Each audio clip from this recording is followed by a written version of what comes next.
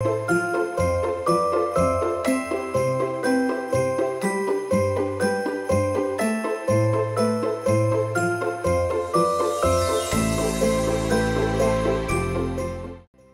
காலம் 2ஆம் வாரம் வெள்ளிக்கிழமை. இன்று மார்கழி மாதம் 13ஆம் தேதி புனித லூசியா அன்னையினுடைய விழாவை நாம் கொண்டாடுகிறோம். இவரை பிரகாசி அம்மா என்று சொல்லி தமிழிலே அழைப்பார்கள்.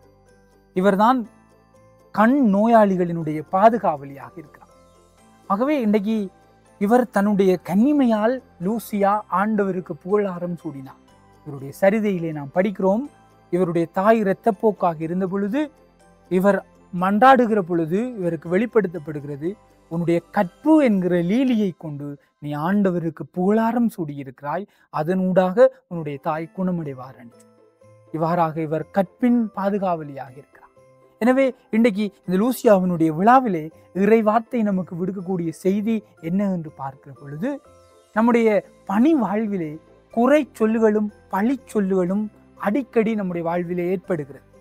யோவானை குறை கூறுகிறார்கள், இயேசுவை குறை கூறுகிறார்கள், எல்லாரையும் குறை கூறுகிற சமுதாயம் இருந்து கொண்டே இருக்கிறது. ஆனால் இந்த குறை சொல்லுகளுக்குள்ளும் பழி சொல்லுகளுக்குள்ளும் நான் ஆண்டவருடைய இறை பணியை ஆற்ற வேண்டும். இறை பணியை ஆற்றுவது மட்டுமல்ல, இன்றைக்கு என்னுடைய இறை பணிக்காக நான் என்னை தயார்படுத்த வேண்டும்.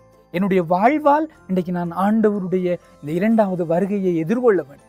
ஆகவே இந்த 2வது வருகையை எதிர்கொள்வதற்காக நான் என்னை தயார்படுத்தி கொண்டிருக்கக்கூடிய இந்த அற்புதமான இந்த காலத்துக்குள்ளே நான் குறை சொல்லுகளும் பழி சொல்லுகளும் என்னுடைய வாழ்வில் ஏற்படுகிற பொழுது அதை குறித்து நான் துவண்டு விடக்கூடாது. காரணம், இன்றைக்கு திருவிவிலியம் முழுவதிலும் பலரை இன்றைக்கு நாம் பல விதங்களிலே இப்படியான அந்த குறை சொல்லுகளுக்கும் பழி சொல்லுகளுக்கும் ஆளானார்கள். இயேசுவை கூட அவர்கள் தூற்றினார்கள். பேய்களின் தலைவனை கொண்டு இவர்கள் பேய் ஓட்டுகிறார்கள் என்று சொன்னார்கள். பாவிகளோடு இருக்கிறார் என்று சொன்னார்கள், புறந்தள்ளினார்கள். இவை எல்லாவற்றையும் தாண்டி ஆண்டவர் தந்தையினுடைய பணியை செய்தார். எனவே நானும் என்னுடைய வாழ்விலே குறை சொல்லுகள் பழி சொல்லுகளை இன்னைக்கு பொருட்படுத்தாது ஆண்டவருடைய பணிக்காக என்னை நான் அர்ப்பணிக்க இன்றைய நாளிலே இறைவார்த்தை விடுக்கிற செய்தியை வாழ்வாக்க இறைவரம் வேண்டுவோம். ஆமென்.